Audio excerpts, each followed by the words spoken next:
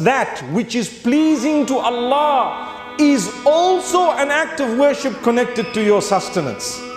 So the fact that now I've earned my first £100 a day, for example, just an example, my first £100 a day, it does not mean I can go and do what I want. Many people, when they start earning initially, they don't realize the value of that money. Unfortunately, shaitan comes to some and makes them think that they can now spend it on haram and just enjoy, even if it is outside the boundaries of what Allah has ordained. So you find people spending the money, and I don't want to mention the list of sins because there are so many, but they spend it on that which is haram sometimes, developing bad habits, becoming addicted to that which is detrimental to you, your family, your health, your body, and primarily your connection with Allah. But when you earned the money, my brothers, my sisters, there is only a small amount that you actually need to survive. The rest of it, Allah is just watching. What are you going to do with it? Are you going to build your hereafter?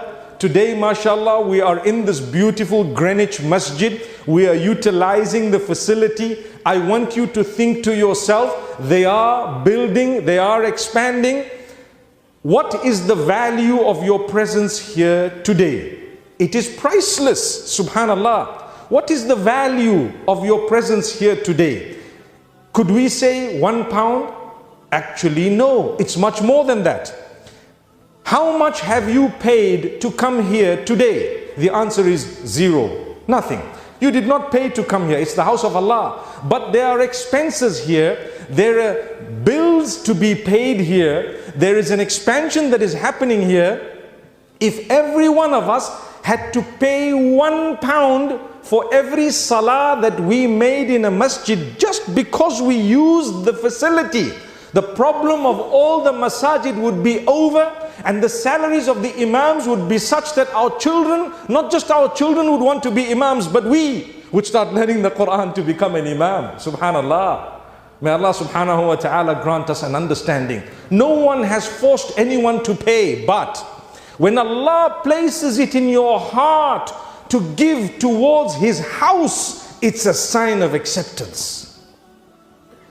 That wealth that you have spent, the £1 every time you came into the masjid and you put it into the box, subhanallah, just as a charity on your own, just that £1, do you know what? It will multiply. Every time people have benefited from the facility, you get a full reward. Today we have a few thousand people here. You would get thousands of rewards, subhanallah. For everyone who read salah, what a wise spending. So the point I'm raising is, when you are spending, not only should you abstain from prohibitions, but try and make sure your investment for the hereafter bears the maximum fruit. Put your money where you know that it's going to give back to me in the eyes of Allah something that is huge, even if I don't see a multiplication in this world, although Allah will most likely give it to you starting here.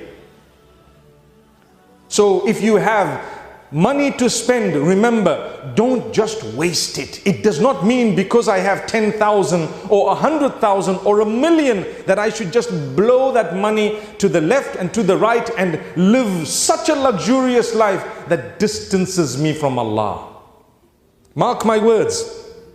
You are allowed to have a beautiful car. You are allowed to have a lovely home. But if that is going to distance you from Allah, then you've got to draw a line. You have to draw a line. Look at those in need. Were you to help them, you would find Allah. So when we speak about wealth, my brothers, my sisters, as much as everyone wants it, we need to make sure that we earn it in a proper way. And more than that, make sure you spend it in the best possible way. I'm not encouraging you simply to stay away from spending it in the wrong. That is a prohibition already from Allah. But I am telling you, think and try and spend it in the best possible way.